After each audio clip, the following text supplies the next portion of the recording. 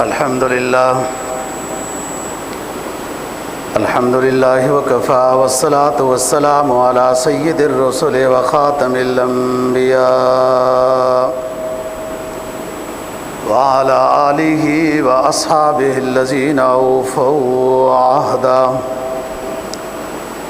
الذين هم خلاصة العرب الأربع وخير الخلائق بعد الأنبياء. أما بعد فأعوذ بالله من الشيطان الرجيم. بسم الله الرحمن الرحيم. يا أيها النبي جاهد الكفار والمنافقين واغلظ عليهم ومأواهم جهنم وبئس المصير. قال النبي صلى الله عليه وسلم أفضل الجهاد كلمة حق عند سلطان جائر. صدق الله العظيم وصدق رسوله النبي الأمي الكريم ونحن على ذلك لمن الشاهدين والشاكرين والحمد لله رب العالمين. 10واں پارہ سورہ توبہ کی ایک آیت کریمہ تلاوت کی ہے اور جناب نبی پاک صلی اللہ علیہ وسلم کا ایک فرمان تلاوت کیا ہے جس کو امام ترمذی نے روایت کیا ہے. آیت کریمہ کا مفہوم یہ ہے، اللہ تعالیٰ نے نبی پاک صلی اللہ علیہ وسلم کو خطاب کیا، یا ایھا النبی جاہد الکفار والمنافقین. اے نبی، آپ کفار کے خلاف اور منافقین کے خلاف جہاد کریں. واغلظ علیہم، اور ان کے خلاف تھوڑا سختی کا معاملہ کریں. ان کا ٹھکانہ جہنم ہے اور برا ٹھکانہ ہے. جناب نبی پاک صلی اللہ علیہ وسلم کے فرمان کا مفہوم یہ ہے، آپ نے فرمایا جہاد میں سب سے افضل جہاد وہ کلمہ حق کہنا ہے ظالم بادشاہ کے مقابلے میں. آج کی گزارشات میں 3 باتیں عرض کرنی ہیں. مختصراً بات 14 اگست جو اللہ تعالیٰ نے ہمیں سن 1947 میں اسلام کے نام پر ایک ملک عطا کیا ہے، اس کے لحاظ سے بات ہے کہ اللہ ہمیں اس کی قدر کی توفیق دے. دوسری بات یہ ہے کہ واقعہ کربلا جو قتل و قتال اور شہادت کی صورت اختیار کر گیا تھا، اس میں مرکزی مجرم کون ہے، ہم نے اس پر گزشتہ جمعے پہ بات چھوڑی تھی. تیسری بات یہ کرنی ہے کہ کچھ لوگ یزید کی تعریف کرتے رہتے ہیں، دفاع کرتے ہیں کہ وہ یوں اچھا آدمی تھا، یوں اچھا آدمی تھا. ایسی حقیقت ایسی نہیں ہے، وہ بندہ اچھا نہیں تھا. اور اس کے بارے میں 3 مستند تاریخی واقعے آپ کے سامنے رکھوں گا. آپ کو خود ہی اندازہ ہو جائے گا کہ یزید کیسا آدمی تھا. پہلی بات یہ کہ اللہ تعالیٰ نے نبی پاک صلی اللہ علیہ وسلم کو فرمایا ایھا النبی جاہد الکفار والمنافقین. کافر اس کو کہتے ہیں جس نے ایمان نہ لایا ہو اور اس کا کفر واضح ہوتا ہے. یہود ہو، نصارہ ہو، بت پرست، آتش پرست، کوئی بھی ہو، جب وہ نبی پاک صلی اللہ علیہ وسلم، نبی آخر الزمان، آپ کی کتاب اور دیگر ضروریات پر ایمان نہیں لایا، وہ اپنی ایک الگ پہچان اور شناخت رکھتا ہے، اس کو کافر کہتے ہیں. اور کافر کا مقابلہ آسان ہوتا ہے، واضح چیز ہے. وہ ہم نہ مقابلہ کریں تو ایک الگ بات ہے نا۔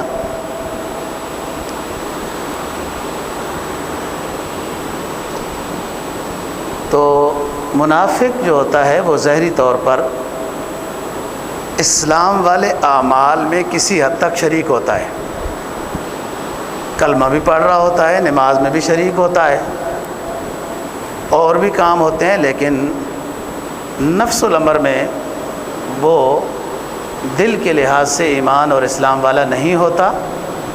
وہ مسلمانوں کے ساتھ شریک ہو کر، گھس کر، اسلامی لباس میں داخل ہو کر مسلمانوں کی تفتیش کرنا چاہتا ہے، ان کی کمزوریاں یا ان کی جہاد کے بارے میں تیاریاں وہ اپنے ساتھیوں کو بتانا چاہتا ہے۔ تو ویسے تفتیش کرنا مشکل ہوگا، تو اسلامی لبادے میں آ کے وہ اسلام کو نقصان پہنچانا چاہتا ہے، اور یہ زیادہ خطرناک مرض ہے، یہ زیادہ خطرناک کافر ہے۔ جو مرض پتہ نہ چلے اور اندر سے کھا رہی ہو وہ خطرناک مرض ہے، جو مرض واضح ہے تو پتہ بھی، اس کا علاج بھی آسان ہے۔ قرآن مجید نے الف لام میم ذالک الکتاب لا ریب فیہ میں سب سے پہلے صحابہ رضی اللہ عنہم کا ذکر کیا کہ واضح ایمان والے ہیں۔ پھر ان الذین کفروا سواء علیہم میں واضح کافروں کا ذکر کیا کہ کافر وہ ہیں جنہوں نے ایمان نہیں لایا۔ جیسے دوسرا رکوع پہلے پارے کا شروع ہوتا ہے تو منافقین کا ذکر ہوا، وَإِذَا خَلَوْا إِلَىٰ شَيَاطِينِهِمْ قَالُوا إِنَّا مَعَكُمْ، جب اپنوں کے پاس جاتے ہیں کہ ہم تمہارے ہی ہیں، ہم تو ادھر ویسے ہی تھوڑا سا گئے تھے معلومات کرنے کے لیے یا فائدہ حاصل کرنے کے لیے۔ منافق وقتی فائدہ حاصل کرتا ہے، جس طرف دیکھتا ہے رجحان لوگوں کا اس سائڈ میں ہو جاتا ہے، اور جب سمجھتا ہے کہ فائدہ کوئی نہیں ہوا اس بادشاہ کے، ویسے ہی مطلب چمچگیری کر کر کے کوئی فائدہ نہیں ہوا، تو ناراض ہو کے سائڈ میں ہو جاتا ہے کہ مقصد ہی پورا نہیں ہوا۔ نظریات کا اتفاق نہیں تھا کہ اس کا نظریہ بہت اونچا ہے تو میں اس لیے اس کے ساتھ ہوں، وہ اس لیے تھا کہ فائدہ کوئی حاصل ہونا چاہیے۔ اب اپنے طرف آئیں کہ منافق کے خلاف بھی جہاد ہے۔ جہاد ہے کیا؟ جہاد جہد سے مشتق ہے، اس کا معنی ہوتا ہے کوشش کرنا، انتہائی کوشش کرنا۔ کوشش تو تھوڑی بہت ہر کام میں ہوتی ہے۔ شرعی اصطلاح میں جہاد کہتے ہیں کسی ناپسندیدہ شرعی کام، منکر جو ہو شریعت کی اصطلاح میں، جو ناپسندیدہ کام ہو اس کو دور کرنے کے لیے، ختم کرنے کے لیے اپنی وسعت کے مطابق انتہائی کوشش کرنا۔ جو بھی اسلام کے خلاف ہے کوئی منکر، اب یہ اس منکر کو دور کرنا، اس ناپسندیدہ چیز کو دور کرنا واعظ و نصیحت سے بھی ہو سکتا ہے۔ بعض اذہان واعظ و نصیحت سے ٹھیک ہو جاتے ہیں، سمجھنے سمجھانے سے۔ طباع مختلف ہیں، بعض سمجھنے سمجھانے سے کیا اشارے سے ٹھیک ہو جاتے ہیں، اتنے اونچے ذہین لوگ ہوتے ہیں، اور بعض تھوڑی تنبیہ سے ٹھیک ہو جاتے ہیں، تھوڑی سختی سے۔ قلب سخت جن کے ہوتے ہیں، فراست سے محروم ہوتے ہیں، وَأَنزَلْنَا الْحَدِيدَ فِيهِ بَأْسٌ شَدِيدٌ، تھوڑی تنبیہ کے بعد ٹھیک ہو جاتے ہیں، اچھی بات ہے۔ تیسری وہ چیز ہوتی ہے، وہ گروہ ہوتا ہے کہ جو نہ سمجھانے سے ٹھیک ہوتے ہیں نہ تنبیہ سے ٹھیک ہوتے ہیں، پھر ان کے خلاف سخت کارروائی کی جاتی ہے۔ تو ناپسندیدہ چیز کو انتہائی کوشش کے ساتھ دور کرنے کا نام جہاد ہے۔ بعض دفعہ جہاد زبان سے ہوتا ہے، سمجھایا جاتا ہے، بعض دفعہ جہاد لکھنے سے ہوتا ہے۔ تاریخ آزادی کے وقت بھی بعض لوگوں نے اس جہاد پر بھی خوب دنیا آخرت کے لحاظ سے اپنا نام کمایا ہے۔ پاکستان بنانے میں یہ جہاد بالقلم ہے۔ پھر ایک جہاد اور ہے، جہاد بالسیف، جب دشمن آپ کو اپنے علاقے میں نہیں رہنے دیتا، آپ پر امن رہنا چاہتے ہیں، وہ پھر بھی چھیڑتا ہے، یا آپ کے خلاف سازش کرتا ہے، مشورہ بناتا ہے، پروگرام کرتا ہے، تو اس کے خلاف جہاد بالسیف ہوتا ہے، تلوار کا جہاد۔ موقع محل کی مناسبت سے ترتیب یہی ہے، پہلے واعظ و نصیحت، جب در خیبر کے لیے قلعہ قاموس کو فتح کرنے کے لیے آپ نے حضرت علی رضی اللہ تعالیٰ عنہ کو منتخب کیا، تو آپ نے یہی فرمایا کہ پہلے ان کو اسلام کی دعوت دینی ہے۔ ایک بندہ بھی اگر آپ کی محنت سے اسلام پر آ گیا تو سرخ اونٹ کے مقابلے میں بہتر ہے۔ اس زمانے میں سرخ اونٹ اونچی قیمتی چیز سمجھی جاتی تھی، تو حالانکہ وہ تو کئی دن سے تبلیغ ہو رہی تھی، تبلیغ کی حضرت علی رضی اللہ تعالیٰ عنہ، وہ نئی باز آئے، پھر جہاد ہوا، وہ رہب جو ہے وہ مرحب وہ آیا وغیرہ، بہرحال اللہ نے فتح عطا فرمائی۔ لیکن اس موقع پر بھی تبلیغ کی گئی، صلح کی دعوت دی گئی، جزیہ کی دعوت دی گئی۔ بعد میں تو سارا کچھ یہی ہوا، مار کھا کر مان جانا کیا کمال ہوتا ہے، پہلے ہی مان جانا چاہیے۔ پہلے کیا اتنی بڑی ڈھینگیں اور بڑھ کے مار کے رہے تھے، جب ایک تھپیڑ کی تو ساری طاقت تھی تمہاری۔ تو یہ جہاد بالسیف ہے جو آخری درجہ ہے اس کا۔ حضرت عثمان غنی رضی اللہ تعالیٰ عنہ کے آخری 2 سالوں میں فتن امڈ آئے تھے، اور عبداللہ بن سبا یہودی جو یمنی ہے، اس نے یہ نعرہ لگایا تھا کہ خلافت جو ہے وہ بنو ہاشم کا حق ہے۔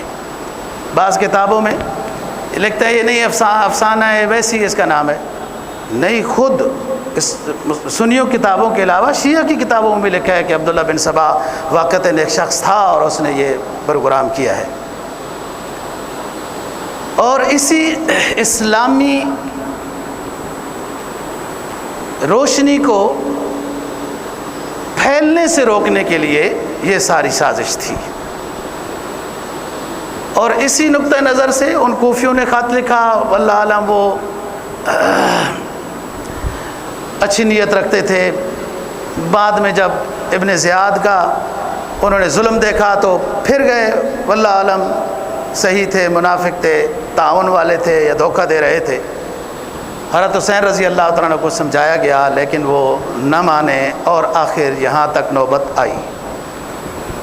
حر بن یزید جو پہلے سے ابن زیاد کی سائڈ سے ایک فوج کا سپہ سالار مقرر ہو کر آیا تھا اور 1000 فوج لے کر آیا تھا، اس کو یہ کہا گیا تھا کہ لڑائی نہیں کرنی، صرف ان کو روکنا ہے، اور یہ اسی پر رہا۔ نمازیں حضرت حسین رضی اللہ تعالیٰ عنہ کے پیچھے پڑھتے رہے،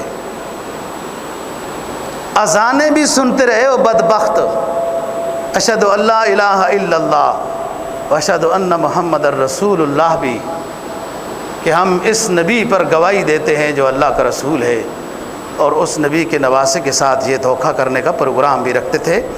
یہ نمازیں بھی پڑھتے تھے، اذان بھی سنتے تھے، تقریر بھی حضرت حسین رضی اللہ تعالیٰ عنہ کی بہت خطبے دیے انہوں نے کربلا میں، وہ سنتے تھے۔ جب حر بن یزید کو یہ پتہ چلا کہ گڑبڑ ہے مسئلہ، تو اس نے حضرت حسین سے معافی مانگی اور حضرت حسین رضی اللہ تعالیٰ عنہ کے لشکر میں شریک ہو گیا۔ ابن زیاد انہی دنوں میں یزید نے کوفہ کا گورنر مقرر کیا تھا، عبید اللہ بن ابی زیاد، اور عبید اللہ بن ابی زیاد کے تعلقات یزید کے ساتھ اچھے نہیں تھے۔ لوگوں نے مجبور کیا کہ یہ بڑا سخت بندہ ہے، اس کے علاوہ کام نہیں ہوگا، تو پھر اب بھی یزید کی تعریف ہے، یعنی اس نے اپنی ناراضگی کو پیچھے رکھا، اپنی انا کو بھی مار دیا، اپنے ناراض بندے کو منوا کر کوفہ کا گورنر مقرر کیا، یہ عبید بن ابی زیاد کو۔ یہ بات بھی یہاں سے شرارت سمجھ آ رہی ہے نا کہ آپ سختی کرنا چاہتے ہیں نا، تب تو سخت آپ گورنر لگا رہے ہیں کوفہ میں۔ تعلقات ہو گئے، گورنر بن گیا وغیرہ۔ جب ابن زیاد کو پتہ چلا کہ حر نہیں صحیح ان سے ملا ہوا ہے، تو پچھلے جمعے کو یہاں بات ہوئی گئی تھی کیا، سعد بن عمرو بن ابی وقاص رضی اللہ تعالیٰ عنہ، یہ سعد بن ابی وقاص رسول پاک کے ماموں رشتے میں لگتے ہیں، ان کا بیٹا ہے عمرو، اس کو 4000 فوج دے کر ابن زیاد نے بھیجا، اور یہ پانی والی سائڈ میں تھے، حضرت حسین سے ملتے رہے، رات کو لمبی چوڑی گفتگو ہوتی رہی، فلاں ہوتا رہا، اور انہوں نے حضرت حسین نے 2-3 باتیں کی کہ مجھے واپس جانے دو، مجھے دھوکہ ہوا ہے، یا جہاں جہاد ہو رہا ہے ہم اپنا قافلہ ادھر لے کے جاتے ہیں، یا یزید سے ملنے دو، بات تو پتہ چلے۔ یہ عمرو بن سعد بن ابی وقاص ایک عظیم باپ کے بیٹے تھے، یہ گئے ابن زیاد کے پاس، ابن زیاد خوش ہوا کہ اچھا ہے معاملہ ٹل گیا ہے، لڑائی جھگڑے کی نوبت نہیں آئی۔ اس جگہ پر جس بندے نے دشمنی کی ہے وہ شمر یا شمر ذل جوشن ہے، تو تاریخ میں آپ نے نام لکھا ہے، دیکھا ہے، یہ حضرت علی رضی اللہ تعالیٰ عنہ کے رضاکاروں میں سے تھا ان کی خلافت کے زمانے میں۔ حضرت علی رضی اللہ تعالیٰ عنہ کا قاتل اور شہید کرنے والا عبد الرحمن بن ملجم جو خوارجی بنا بعد میں، یہ بھی حضرت علی کے رضاکاروں میں سے تھا، بعد میں دشمن ہوا اور یہ صورت بنی۔ شمر جو بھی ہے، اس کی پھپھی حضرت علی رضی اللہ تعالیٰ عنہ کی بیگم ہے، بنت حرام، اور شمر کو سمجھانے کے لیے ابو بکر، عثمان، عباس، یہ 3 بیٹے حضرت علی رضی اللہ تعالیٰ عنہ کے بنت حرام میں سے تھے، جو آج اس تاریخ میں سانحہ کربلا میں حضرت حسین کے ساتھ ہیں اور شمر کے رشتہ دار ہیں۔ یہ ان کو سمجھائے، وہ ان کو سمجھائے، وہ کہے آپ میرے ساتھ آ جاؤ، یہ ختم کر دیے جائیں گے۔ وہ لڑکے کہیں کیوں ہم آپ کا ساتھ دیں، آپ ظالم کا ساتھ دے رہے ہیں، ہم حضرت حسین رضی اللہ تعالیٰ عنہ کے ساتھ اپنے بھائی کے ساتھ ہی ہوں گے۔ شمر نے اس مشورے کی مخالفت کی جو 3 باتوں میں سے تھی کہ ان کو اگر چھوڑ دیا گیا تو ہماری خیر نہیں ہے، یزید کے پاس ان کو بھیجا گیا تو یہ مبارک چہرے دیکھ کر یزید بھی ششدر رہ جائے گا، تخت سے ہی نیچے اتر آئے گا، لہذا ابھی موقع ہے ان کو ختم کرنے کا، اور دیکھو کون بندہ ہے۔ اب آپ یہ کہیں کہ یہ بڑا مخلص تھا، پہلے مسلمان تھا اور بعد میں یوں ہو گیا، یہ ایسے لوگ پہلے ہی کوئی نہیں مسلمان ہوتے، پہلے بھی ہو سکتا ہے حضرت علی کے ساتھ جو شریک ہو کے رہا ہے کوئی مفاد وابستہ ہو، وہ نہیں حاصل ہوا تو دوسری سائڈ میں ہو گیا ہے۔ اور جب جنگ چھڑ گئی، حضرت حسین رضی اللہ تعالیٰ عنہ بار بار خطبہ بھی دیتے رہے، سمجھاتے رہے کہ ہم نہیں جنگ کرنا چاہتے، حتیٰ کہ دشمن بڑے بڑے حضرت حسین اور ان کے ساتھیوں کی نشانے پہ آئے، زد پہ آئے، ابھی جنگ نہیں شروع ہوئی، تو حضرت حسین کے ساتھیوں نے پوچھا کہ ہم ان کو ختم کر دیں، ابھی ہم ہمارے وہ سامنے ہیں، ہمارے قابو میں ہیں۔ حضرت حسین رضی اللہ تعالیٰ عنہ نے فرمایا کہ نہیں، ہم جنگ کی ابتدا نہیں کریں گے، یہ گناہ ہے۔ اب دیکھیں نا اس شخص کے حوصلے، بہادری تو وہ لڑائی جھگڑا ہوا، ایک نے مارا دوسرے کو مارا، یہ نہیں، یہ جو ایسے موقع پر بھی عظیم حوصلے کا جو شخص مالک ہوتا ہے اور ایک ادنا شریعت کے خلاف بھی بات نہیں کرتا، بہادر وہ ہوتا ہے۔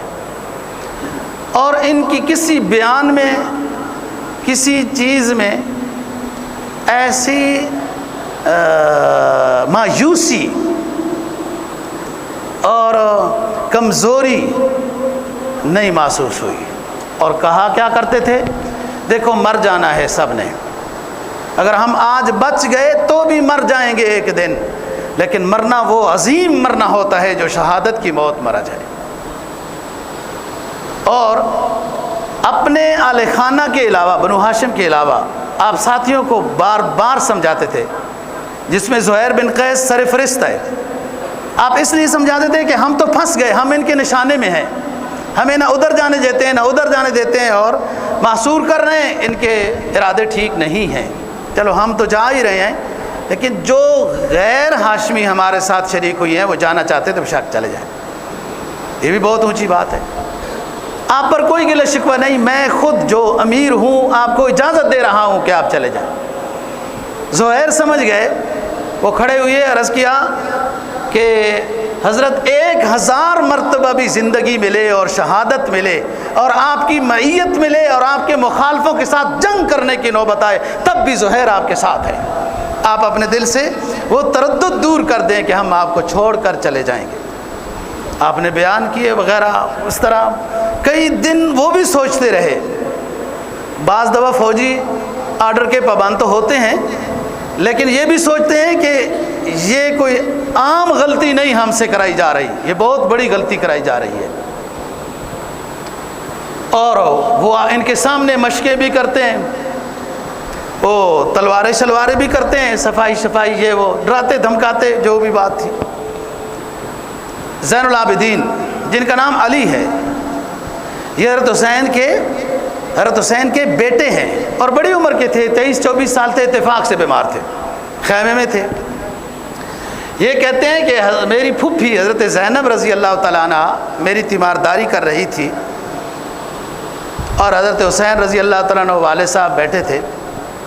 ابو ذر غفاری رضی اللہ تعالیٰ عنہ چونکہ راوی زین العابدین ہے، اس لیے اس میں کوئی تاریخی تردد نہیں ہے، ورنہ جو واقعہ جتنا مشہور ہوتا ہے وہ اتنا ہی تاریخ سازوں کے رحم و کرم پر ہوتا ہے، کوئی کدھر لے جاتا ہے، کوئی کدھر لے جاتا ہے۔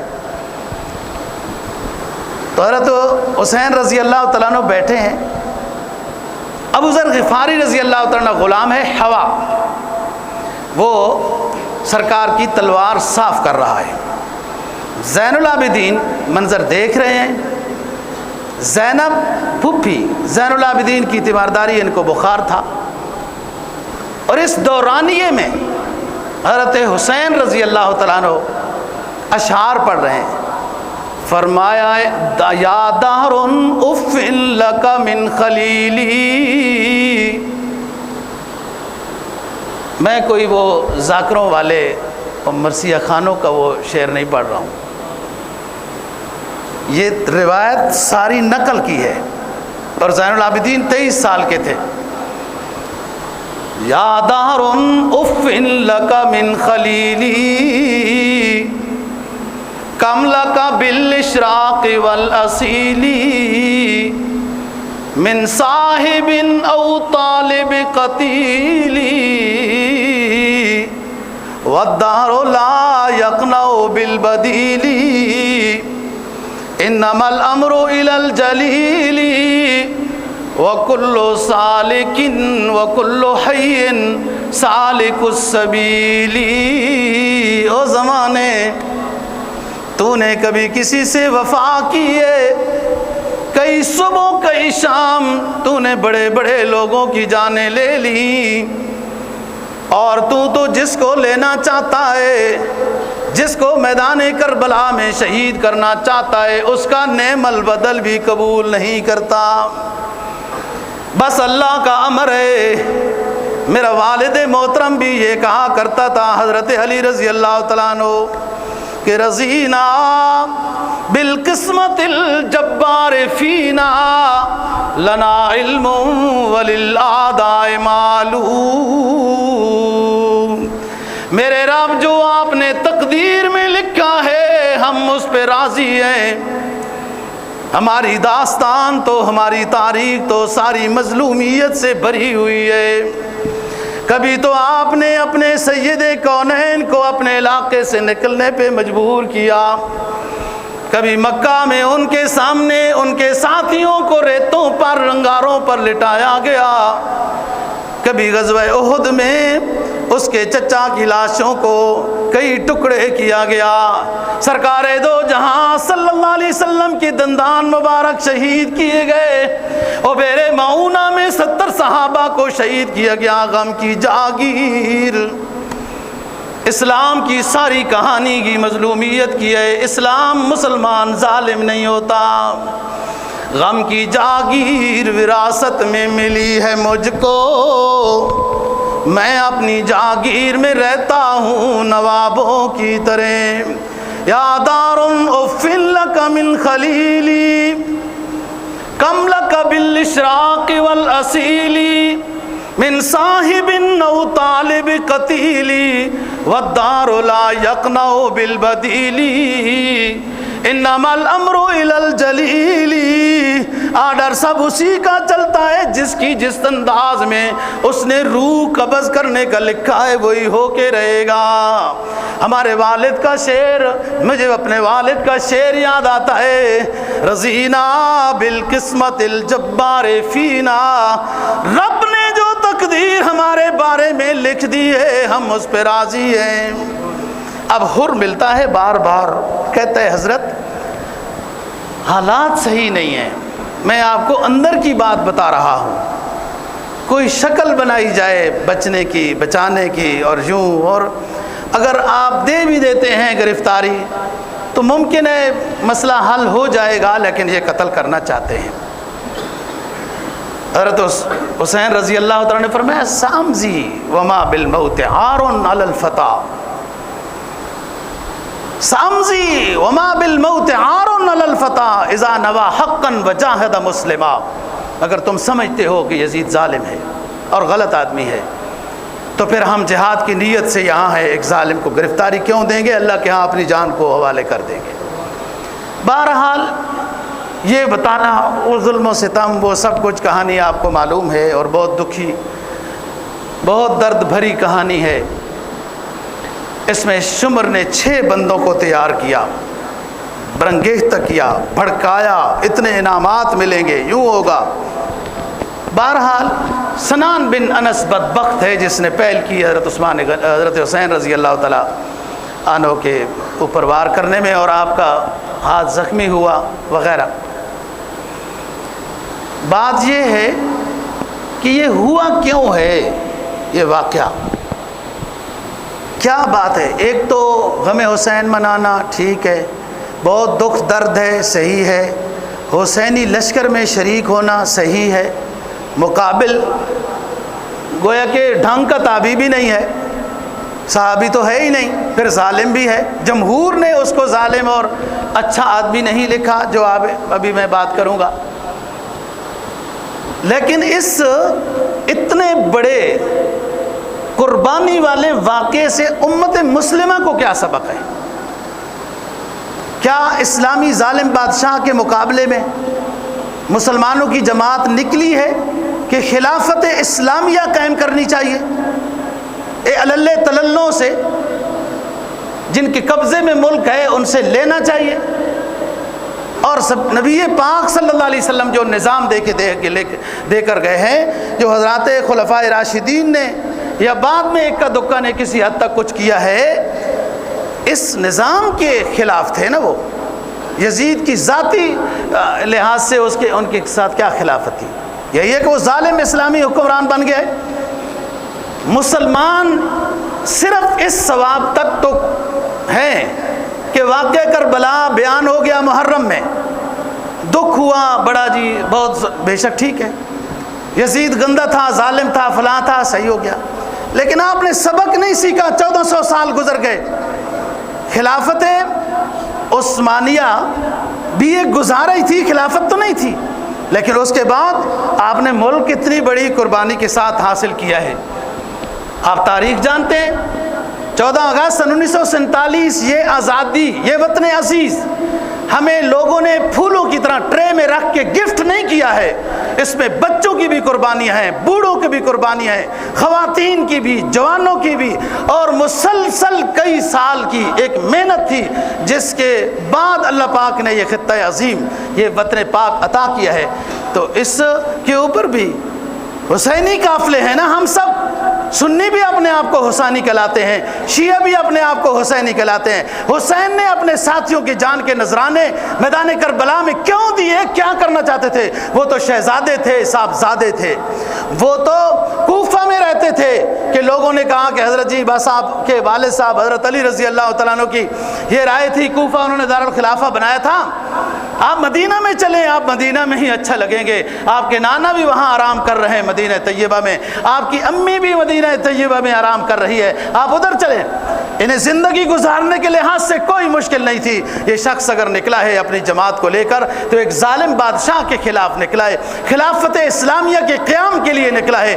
اس پر جو ان کا مقصد تھا جان دینے کا، اس پر تو کوئی بات ہی نہیں ہے۔ اور بس صرف اس طرف وہ ایک شیعہ عالم یہ کہتے ہیں کہ یہ رونے رولانے والوں کو جب آپ لے جاتے ہیں نا اپنے ہاں، وہ ذاکر جو ہے اس کو پہلے ہی بتا دو کہ پیسے نہیں ملیں گے، غریب سا علاقہ ہے، تو وہ آئے گا ہی نہیں جی، اور فیس تھوڑی دی تب بھی نہیں آئے گا۔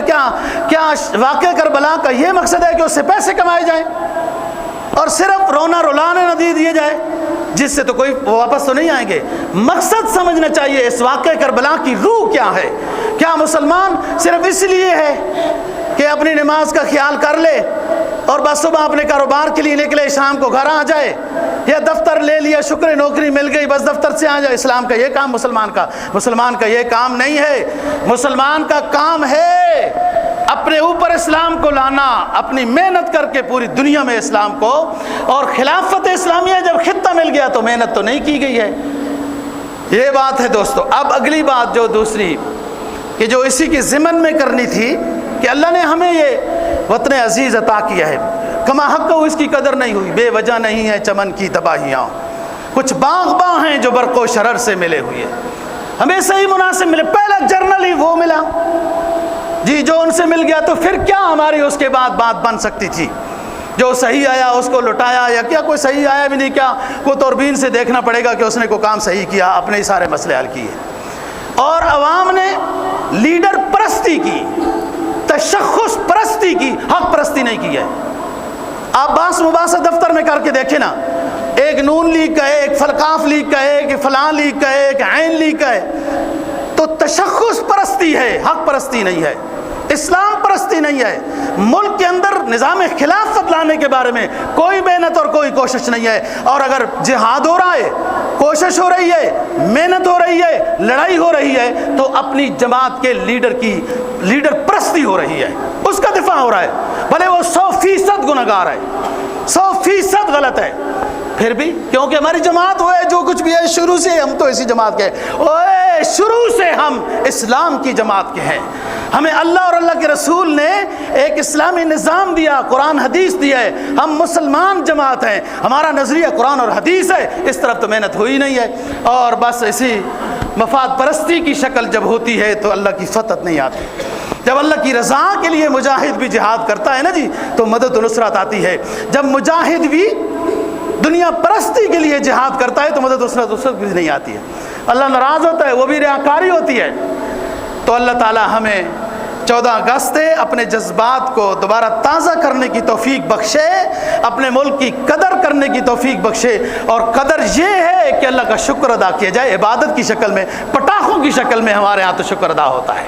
یہ آسان کام ہے نا، یا کوئی پڑھے مولوی صاحب ہیں وہ عمل شمل کیوں نہیں، واہ واہ، اور دوسرا یوں کر دے گا، حق ادا ہو گیا، سیرت کا حق ادا ہو گیا، واقعہ کربلا کا عوام نے سارا حق اپنا ادا کر دیا، ادھر پٹاخے مار دیے، 14 اگست کی گویا کہ شکریہ کی شکل ادا ہو گئی۔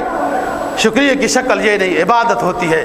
اللہ نے تو رمضان کے روزوں کے بعد مغفرت کا اعلان کیا، شکریہ کے طور پر نماز واجب کی، عید کی، کہ شکر ادا کرو، نماز پڑھو، شکر ادا کرو، اچھے کپڑے پہنو۔ بہت بڑی عظیم سلطنت ہے، نعمت عظمی ہے پاکستان، دنیا کفر کے نگاہوں میں کانٹا ہے، کوئی دنیا کا اسلامی ملک عالم کفر کے لیے کانٹا نہیں ہے۔ اسلامی ملک صرف پاکستان، سعودی عرب تو ان کا غلام ہے، ہم تو ان کے ساتھ عقیدت رکھتے ہیں حرمین شریفین کی برکت سے، ورنہ تو وہ ان کو تو قیادت لینی چاہیے تھی امت مسلمہ کی، وہ سارے ان کی غلامی کر رہے ہیں۔ مصر کو انہوں نے پچھلا وہی جو تمہارا خزانے والا آیا تھا، پہلے ادھر تھا، مصر کو ایسا معیشت کے طور پر تباہ کیا، اور وہ اسرائیل کا ایک صوبہ بن کر رہ گیا، وہ تھوڑا سا پاور میں تھا۔ کبھی کبھی طیب اردگان طبیعت ٹھیک ہوتی ہے تو کچھ کہہ دیتا ہے، طبیعت کبھی ٹھیک ہوتی ہے۔ آپ ہیں کفر کے سامنے کانٹا، اسرائیل آپ کے مخالف ہے، ہندو آپ کا مخالف ہے، یہود و نصارہ آپ کا مخالف ہے، اس خطہ عظیم کی قدر یہ ہے کہ اللہ کے سامنے سرب سجود ہو جائیں، اور جس نعرے کی برکت سے اللہ نے یہ ملک عطا کیا تھا اس کا نظام لانا چاہیے۔ بھلے غربت بھی ہو، فخر تو ہوگا کہ شریعت کی اتباع ہو رہی ہے۔ اب ہم غربت میں ہیں، سود کھا کر، اللہ کا اعلان جنگ لے کر، نبی کی نافرمانی کر کے ہم غربت کی چکی میں پس رہے ہیں، اور ادھر غربت کیوں ہے کہ گناہ کبیرہ کا ارتکاب کر کے سودی لین دین کی وجہ سے ہمارا ملک تباہ و برباد ہے۔ میں تیسری بات جو کرنا چاہتا تھا وہ یہ کہ لوگ کچھ تعریف کرتے ہیں یزید کی، واللہ عالم انہیں کیا سمجھ آیا ہے، جو میں ایک طالب علم ہونے کی حیثیت سے سمجھا ہوں وہ آپ کے سامنے عرض کرتا ہوں۔ دکھ درد کہانی بڑی ہے، ٹائم ہمارا کم ہوتا ہے۔ جب یہ حضرت حسین رضی اللہ تعالیٰ عنہ اور ان کے رفاقا کے سر لے کے ابن زیاد کے پاس گئے، لوگ رو رہے تھے کوفہ میں، حضرت زینب رضی اللہ تعالیٰ عنہ نے پوچھا لوگ رو کیوں رہے ہیں؟ تو کہا یہ شہادت کی وجہ سے رو رہے ہیں، کہ بلا کر مار کر پھر روتے بھی ہیں۔ یہ زینب کا مقولہ ہے رضی اللہ عنہ، اور یہ بہت بہادر خاتون تھی، یہ پردے والی سادات تھی۔ اور رہی بات جو آگ لگانے کی ہے خیموں کی، اس کی ایک تحقیق کی بات سن لیں۔ حضرت حسین نے کہا تم نے ہمیں خط لکھے ہیں، ہم تب آئے ہیں۔ انہوں نے کہا ہم نے خط نہیں لکھے۔ آپ نے اپنے ساتھی عقبہ بن سمعان کو یہ کہا کہ خط ان کو دکھا دو۔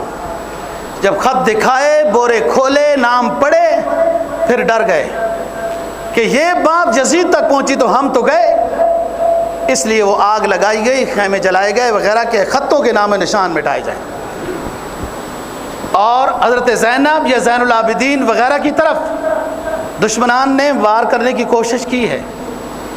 اس میں جو رکاوٹ بنے ہیں وار کے وہ عمرو ابن سعد ابن ابی وقاص ہیں رضی اللہ، جن کا میں پہلے تعارف کرا چکا ہوں۔ اور زین العابدین ہمیشہ کہا کرتے تھے کہ عمرو ابن سعد ابن ابی وقاص رضی اللہ تعالیٰ نے ہمارے اوپر احسان کیا، ورنہ دشمن تو مجھے بھی قتل کرنا چاہتے تھے۔ اور بعد میں یہ سید خاندان تقریباً امام زین العابدین کے ساتھ چلا، ان کا نام اصل علی ہے، یہ حسین کے بیٹے ہیں۔ بہرحال یزید کے پاس گئے، یزید نے ظاہری طور پر وہ سیاسی جملے ہیں بہت غلط کیا، بہت دکھ کیا، اور ابن زیاد بڑا لعین ہے، فلان ہے، اور یوں، اور احترام سے رکھا، پھر احترام کے ساتھ ان کو مدینہ بھیجا۔ بات یہاں پر ایک پوائنٹ کی ہے کہ جو گورنر اس نے منتخب کیا تھا، جس کے آرڈر سے قتل و قتال ہوا، اس گورنر کو عبید اللہ بن ابی زیاد کو، جو کوفہ کا گورنر تھا، یزید نے اس کو معزول نہیں کیا، سزا نہیں دی کہ تم نے یہ غلط کام کیا۔ اب اس وقت رولا مچا لینا کہ مقصد تو، اور اس وقت اس نے عجیب سے جملے بھی کہے، دیکھو قل اللہم مالک الملک، یہ بڑے بڑے یہ آیت پڑھتے ہیں، قرآن کی آیت ہر کوئی اپنے مطلب میں لے لیتا ہے نا جی۔ قل اللہم مالک الملک تؤتی الملک من تشاء پڑھنے والے آج دبئی میں ایڑیاں بھی رڑ کر رہے ہیں۔ قل اللہم مالک الملک، یزید نے یہ پڑھا کہ اللہ جس کو چاہے عزت دے۔ زینب نے جواب دیا ما اصاب من مصیبت الا باذن اللہ، جو مصیبت لکھی گئی من قبل ان نبرأہا، تقدیر کا قلم لکھ چکا ہے وہ ہو کے رہتا ہے۔ اپنے حکومت پر اتراؤ مت، ایک وقت اور ایک دن پکڑ کا آ رہا ہے، تمہیں سمجھ آ جائے گی۔ بہرحال احترام کے ساتھ اس نے واپس کیا، لیکن میرا جملہ یہ ہے کہ اگر یزید نے قتل و قتال کی بات نہیں کی تھی تو ابن زیاد کو وغیرہ ان کو سزا کیوں نہیں دی؟ اللہ نے ان کے بعد میں دی ہے، اور اسی طرح ہی ان کے ساتھ ہوا کما تدین تدانو۔ اب آگے چلیں، یہ جب پہنچ گئے قافلہ مدینہ میں تو حضرت عقیل رضی اللہ تعالیٰ عنہ کی ایک بیٹی ہے، اس نے قافلے کو دیکھ کر امت مسلمہ کو خطاب کیا ہے، فرمایا ماذا تقولون ان قال النبی لکم ماذا فعلتم وانتم آخر الامم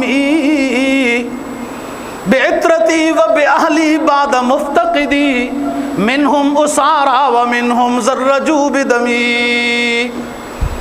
او مسلمانوں، اگر میدان حشر میں تم سے تمہارے نبی نے یہ سوال کر دیا کہ دنیا میں میرے پردہ کرنے کے بعد میرے نواسے کے ساتھ کیا کیا، میرے رشتہ داروں کے ساتھ تم نے کیا کیا، تو اس وقت تم امتی ہو اس نبی آخر الزمان صلی اللہ علیہ وسلم کے کیا جواب دو گے کہ بہت ساروں کو تو تم نے خون میں نہلا دیا، پھر بھی تعصب نہیں بجھا، پھر لاشوں پر گھوڑے بھی دوڑا دیے، پھر بھی تعصب نہیں بجھا، تو نیزوں کے اوپر سروں کو رکھ کر کبھی ابن زیاد کے سامنے جاتے ہیں اور کبھی دمشق میں یزید کے سامنے لے کے جاتے ہیں۔ تم نے بہت ساروں کو تو خونوں میں نہلا دیا اور بہت ساروں کو گرفتار کر لیا۔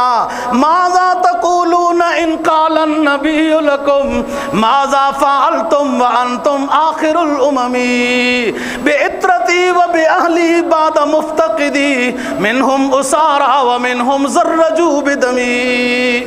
بہت ساروں کو، یہ زینب نے کہا، یہ ایک بات ہے یزید کے گویا کے قتل پر خوش ہونے کی۔ اگلی بات، یہ 61 ہجری کا واقعہ ہے، یہ ظلم آج بھی ظلم ہے۔ لوگ داستان سن کے ہر طرح کی ہمدردی حضرت حسین رضی اللہ تعالیٰ عنہ کے ساتھ کر رہے ہیں، دل فرشراہ کر رہے ہیں۔ تو اس زمانے کے جو ایمان والے لوگ، تابعین، تبع تابعین کا زمانہ ہے، کیا وہ خاموش رہے؟ جو تھوڑے بہت اس وقت چپ بھی تھے، انہوں نے بھی اعلان کر دیا کہ ہم یزید کی بیعت کی مخالفت کرتے ہیں۔ مدینہ والوں نے سب سے پہلے کیا، اس نے بندے بھیجے، وہ بندے آئے جس میں ایک صحابی بھی تھے عبداللہ بن حنظلہ وغیرہ، وہ واپس گئے کہ مجھے دیکھ کر جائیں، میری باتیں بتائیں مدینہ والوں کو۔ یزید نے یہ قافلہ مدینہ سے منگوایا تھا۔ عبداللہ بن حنظلہ صحابی رسول ہے، الصحابۃ کلھم عدول، ہمارا کسی صحابی کے بارے میں دل کے اندر ادنا ذرہ برابر بھی کوئی میل نہیں ہے، صحابہ کلھم عدول ہیں، ان سے غلطی ہوئی وہ جانے، ان کا رب جانے۔ قرآن رضی اللہ عنہم کہتا ہے اولئک هم المفلحون، کہتا ہے اولئک هم الصادقون، کہتا ہے۔ کوئی چبڑ بندہ پوری زندگی تو ABC پڑھتا رہا، آج اردو کی کتابیں لے کے کبھی معاویہ کے بارے میں کبھی کیا، کبھی پڑھے کبھی کپڑے، پوری تاریخ اور اسلام جانتے ہی نہیں ہیں آپ۔ کیا ایک آدھ بات کو لے، وہ بھی ایک بات کے 150 سال کے بعد ایک مورخ کی بات کو لے کر آپ لوگوں کے سامنے یوٹیوب میں لوگوں کو گمراہ کر رہے ہیں؟ وہ دور کدھر گئے جو حضرات صحابہ کے دور تھے، اس میں تعریف ہوئی حضرات صحابہ۔ عبداللہ بن حنظلہ کی بات کر رہا ہوں، یہ گئے دمشق کے حالات دیکھے، واپس آئے، 8-10 بندے تھے، مدینہ میں لوگ جمع ہو گئے حالات پوچھنے کے لیے۔ اس نے کہا بھائی صاف ستھری بات ہے، ہمارا احترام تو کیا، کھانا پینا بھی کیا، سواری بھی اچھی تھی، لیکن یزید اچھا آدمی نہیں ہے، نہ تقوی کے لحاظ سے، معاملات کے لحاظ سے، کسی لحاظ سے اچھا آدمی نہیں۔ اب تو لوگ اور یزید کے خلاف ہو گئے۔ اب اس نے عقبہ بن مسلم بن عقبہ، ایک شخص ہوتا ہے بہت سخت قسم کا، ابن زیاد کو پہلے کہا، وہ راضی نہیں ہوا، انہوں نے کہا میرے سے پہلے ایک کام ہو گیا ہے تو مجھے انعام بھی نہیں ملا، وہ اس لیے نہیں ناراض تھا کہ حسین کو شہید کیا، اس لیے اب دوبارہ یزید سے ناراض ہوا کہ انعام کیوں نہیں ہوا، کما حق کا وہ انعام کیوں نہیں دیا۔ دیکھو بدبخت، یہ جب گئے، جس کو آپ لوگ سمجھتے ہیں واقع حرہ، ایک سنا ہوا ہوگا، مدینہ کی سائڈ میں آج بھی وہ جگہ اسی نام سے مشہور ہے، کالے پتھر ہیں نکیلے، جیسے آگ کے ساتھ ان کو بنایا گیا ہے، اس جگہ کا نام ہے حرہ۔ اس جگہ میں یزیدی فوج نے پڑاؤ ڈالا، پہلے کہا بیعت کر لو، انہوں نے کہا صحابہ تھے، تابعین تھے، حافظ تھے، عالم تھے، قاری تھے، جو تھے مدینہ میں، انہوں نے کہا کسی حال میں ہم یزید کی بیعت نہیں کریں گے، شہادت کو قبول کر لیں گے۔ جنگ ہوئی، 3 دن مسجد نبوی بند رہی کہ ظلم یزید نے کیا، اور عقبہ بن مسلم ہے لیڈر، ان کا لیڈر ہے نا، اور آگے چلیں۔ یہ وہ جنگ ہے واقع حرہ جس کو کہتے ہیں۔ عورتوں کی بے ادبی، بے حرمتی کی گئی، بچوں کو ماؤں کے سامنے ان کی گودیوں سے اٹھا کر دیواروں کے اوپر ان کے سر پٹک دیے گئے، یہ واقع حرہ ہے۔ یہ وہ واقع حرہ ہے جس میں ہزاروں صحابہ بھی، اس میں تابعین بھی، حفاظ اور علماء کو شہید کیا گیا، لیکن لوگوں نے شہادت لے لی، قبول کر لی، لیکن یزید کی بیعت کا انکار کرتے رہے۔ یہی پھر یہاں سے دفع ہوا، یہی جو مسلم بن عقبہ ہے، مکہ میں عبداللہ بن زبیر رضی اللہ تعالیٰ عنہ کی تقریباً کنٹرول تھا، اس نے ان کو بھی کہا، اس نے کہا ہرگز نہیں، ہم نے بیعت قبول کرنی ہوتی تو پہلے ہی کرتے. تو پہلے سے ہی ان 5 میں سے تھے نا جنہوں نے یزید کی بیعت کی مخالفت کی تھی. عبداللہ بن زبیر رضی اللہ تعالیٰ، یہ حضرت ابو بکر کے نواسے ہیں، اسما کے بیٹے ہیں، عائشہ کے بھانجے ہیں رضی اللہ عنہ. اس نے جنگ کی، منجلیک مارے، بیت اللہ کا غلاف جل گیا، چھت گر گیا، کئی جگہوں میں آگ لگ گئی، کئی صحابہ شہید ہوئے کہ کئی بندے شہید. کسی دوران خبر آ گئی کہ یزید مر گیا. اللہ کا نظام ہے نا جی. عبداللہ بن زبیر نے تقریر کی، او بدبختو، جس لعین کے کہنے پر بیت اللہ کو جلا رہے ہو وہ لعین آج مردار ہو چکا ہے، بند کرو جنگ.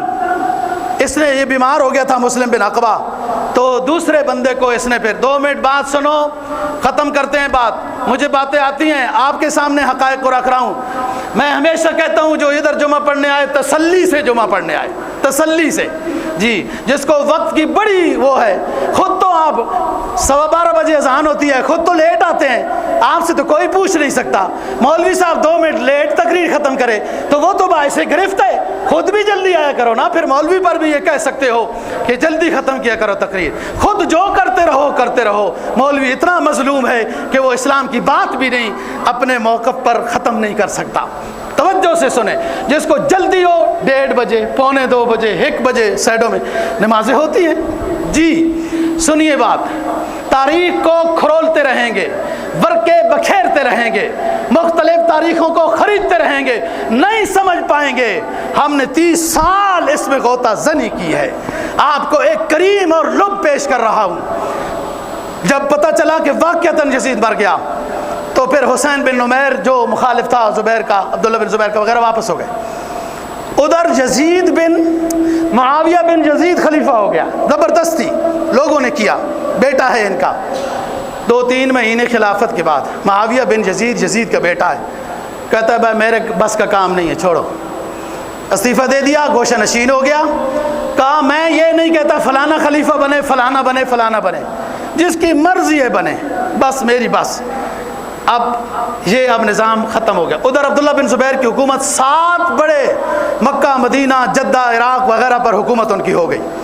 ابن زیاد نے دعویٰ کر دیا کہ میں مناسب خلیفہ ہوں کوفہ وغیرہ وغیرہ کا. اب سنیے، آخری ایک بات ہے اور آخر میں جو سنی جاتی ہے وہ یاد رہتی ہے. یزید کی 3 باتیں ہیں. ابن زیاد کو سزا نہیں دی حسین کے قتل پر، معلوم ہوا خوش ہوا. واقعہ حرہ یزید کے حکم پر ہوا، مدینہ طیبہ مسجد نبوی 3 دن بند رہی، پھر بھی یزید اچھا ہے. بیت اللہ شریف کے غلاف جل گئے، چھت گر گیا، شہید ہو گیا، اور کئی نقصان ہوا، پھر بھی یزید اچھا ہے. میں ان اذہان کی صفائی کرنا چاہتا ہوں کہ بعض اطراف سے کچھ لوگ یزید کی تعریف کرتے ہیں، تعریف کے قابل نہیں ہے وہ. اگلی بات، ابن زیاد آ گیا. عبد الملک بن عمیر ایک کوفی شخص ہے، یہ بیٹھا ہوا ہے عبد الملک بن مروان کے سامنے. عبد الملک بن مروان یہ بنو امیہ کا ہی بندہ ہے. بہرحال وہاں پر مصعب بن زبیر کا سر لایا گیا کاٹ کر عبد الملک بن مروان کے سامنے دارالامارہ کوفہ میں. وہ کانپ گیا اور کہنے لگا اللہ آپ کی حفاظت کرے. عبد الملک نے کہا کیا بات ہے؟ اس نے کہا بات یہ ہے کہ میں ادھر ہی تھا، ابن زیاد کے سامنے حضرت حسین رضی اللہ تعالیٰ عنہ کا سر لایا گیا تھا. میں ادھر ہی تھا، مختار ثقفی کے سامنے ابن زیاد کا سر لایا گیا تھا. میں ادھر ہی تھا، مصعب بن زبیر کے سامنے مختار ثقفی کا سر کاٹ کے لایا گیا تھا. اور آج ادھر ہی ہوں، عبد الملک بن مروان کے سامنے مصعب بن زبیر کا سر کاٹ کر لایا جا رہا ہے. اب انتظار کر رہا ہوں آپ کا نمبر کب آئے گا. تو بہرحال اس نے توبہ طیب کی اور پھر دمشق آ گیا. اللہ تعالی ہم کو دین کی سمجھ اور عمل کی توفیق نصیب فرمائے اور صحابہ کرام آل بیت کے نقش قدم پر چلنے کی توفیق نصیب